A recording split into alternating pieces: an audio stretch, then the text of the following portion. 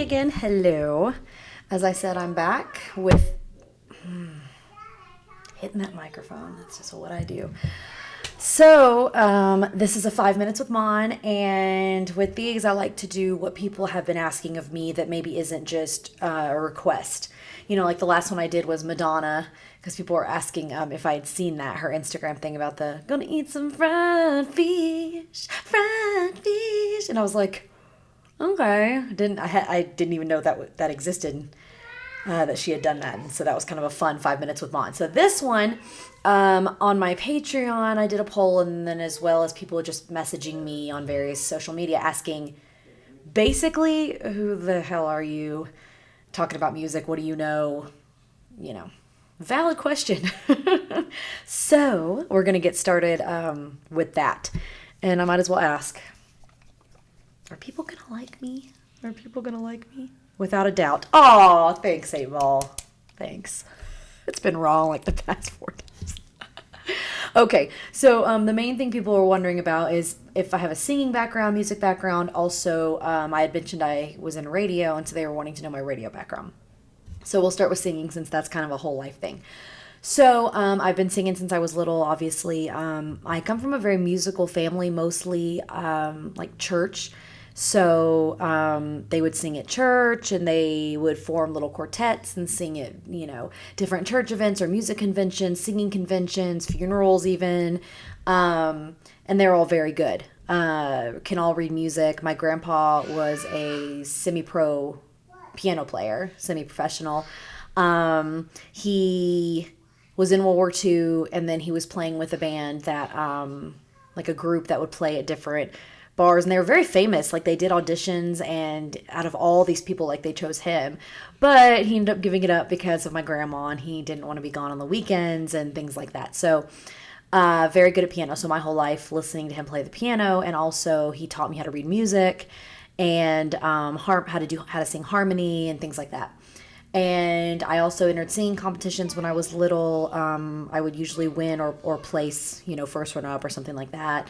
And I was in the Tulsa Children's Choir. I was actually the youngest person to audition and make it that age. I think I was 8. And then I took voice lessons a lot growing up, and to get voice control, things like that. And I was in high school and college choir.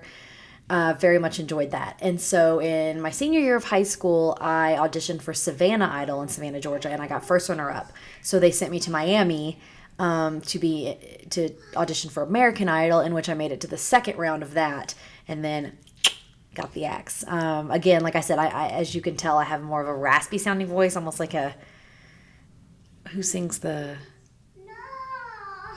Anne Murray. There you go. I was like, what is her name? Even though we ain't got money. I'm more like that kind of low. I sing on, a certain plane there, which is fine. I still enjoy it. And so then, since then, I was in a band, like I talked about before, a 90s cover band, and that was really fun. We sang at various bars around Savannah, and I really, really enjoyed that. So it was my kind of music plus the singing.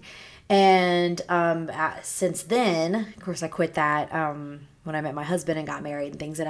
So now whenever I do sing, it's like karaoke with friends if I go out, or I'll do the national anthem. So like my husband was an Army Ranger. He was in Ranger Battalion. So when we went to Ranger Ball, I would sing the national anthem there. Or different events. I sang at a big military fundraiser. There was a 5K, and I sang the national anthem for that. And so that's really fun. So I still try to sing some, not as much as I used to, obviously. So radio, first time I ever saw radio, the inside of a studio, was after I won Miss Savannah, and I was 17, and I went to sing on a morning show and do an interview, and I was like, this is so cool. Like, I loved it. And then my next thing with radio was I went out to a bar, and it was bingo night, and I was probably 21. And I saw the chick there was talking about she was from the radio and she was doing this bingo night. And I was like, what a cool job. So I looked into it, and I had to do an internship for my English communications degree. And I thought radio. Well, the radio stations there didn't do internships. And I wouldn't take no for an answer. So I kept emailing the HR lady, and then I went in there. And so finally they gave me this internship. And I loved it. And after the internship was over, I basically told the general manager, I'm going to keep coming around. Like, you don't have to pay me. I'm going to keep folding the t-shirts, keep doing all this stuff, and until you hire me. So finally they hired me to do weekends on the pop station. So that's what I did. And then very quickly I moved to middays on the pop station. And then very quickly from there, I got picked up by the country morning show, which being on a morning show, that's a big deal. That's like the end all be all of radio. And this was already an established morning show, so I was very stoked. And I ended up getting, I got voted best radio personality by the people in Savannah, and that was fun. And then we moved to, when I got married, my husband ended up going to a different Ranger battalion. This was in Columbus, Georgia. And so when we went there, I started doing middays on a country station there, and then I quickly moved to having my own morning show on the rock station, which I really, really loved. And I ended up getting first runner-up for a Gabby Award, which is the Georgia Broadcasters Award. So we went to Atlanta for that, and I got first runner-up, and that was really exciting, really fun. And then once I had my daughter, I didn't want to go back because it was super early mornings. There's a lot of remotes you do, which means a lot of appearances you do. And so I stopped. I still obviously very much am radio minded. So when I listen to the radio, I'll hear things and think, no, they should do it this way or do it this way. Or when I hear singers, I bring in my music background plus my radio background to, analyze it or react to it. And also, I just love music. I am an absolute music lover. I can find something I like in all music. Literally. I don't think there's one genre of music that I don't like or can't find something I like. So I'm very open-minded about that. I'm very open to whatever it is I'm hearing. I go into reactions with an open mind.